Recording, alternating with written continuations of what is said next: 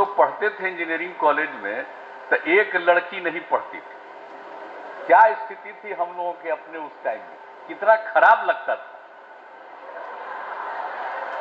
और कोई भी महिला आ जाती थी तो सब लोग खड़ा होकर महिला को देखने लगता था।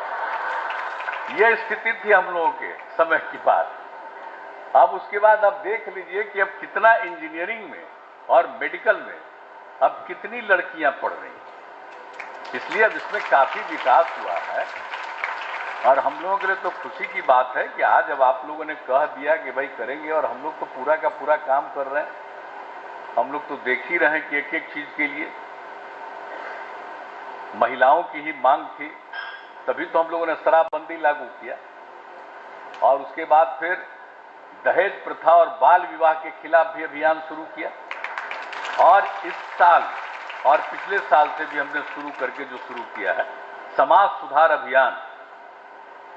एक तो दहेज प्रथा और बाल विवाह, इसको लेकर के भी लोगों के बीच में काफी तेजी से ताकि हो। अब लड़की को शादी करने के लिए कोई दहेज लेगा, इससे बढ़कर के तो कोई फालतू चीज है ही नहीं। अरे शादी होगी तभी ना बाल बच्चा होगा।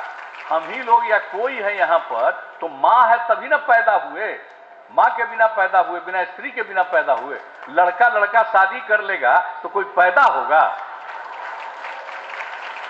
तो आप बताइए, शादी करते हैं तो आपको बाल बच्चा होता है और उससे शादी करने के लिए आप दहेज लीजिएगा। इससे बढ़कर के कोई दूसरा चीज अन्याय नहीं। और ये पूरा का पूरा अभियान चला रहे हैं। और हम लोगों ने तो कह दिया कि अगर कोई शादी करेगा, लिखेगा कि भाई दहेज नहीं लिया है तभी उसके यहां शादी में जाएंगे, अगर नहीं रहेगा, अगर दहेज लेगा तो उसके शादी में। सब लोगों को कहा है और चारों तरफ हमने महिलाओं को। और किस तरह से जीविका समूह हम लोगों ने बनाया, महिलाओं को कितना आगे बढ़ाया, स्वयं सहायता समूह में कितना कम, और जो कुछ भी हम लोगों ने जीविका समूह शुरू किया, अब कितना बढ़िया जो जीविका समूह हम लोगों ने बनाना का नामकरण किया।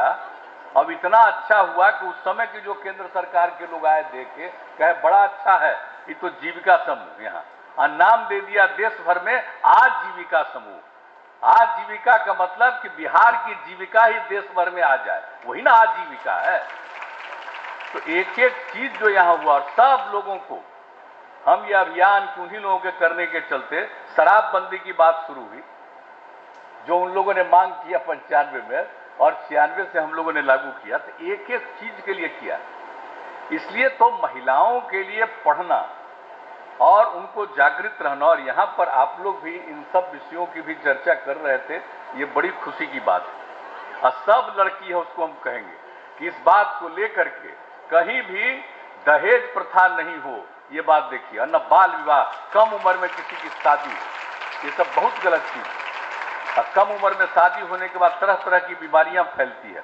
तो ये सब चीजों को निश्चित रूप से पढ़िए, खूब आगे बढ़िए, लेकिन जरूर लोगों के बीच में जब कभी भी जाइए तो लोगों के बीच में इन सब चीजों की भी चर्चा करिए।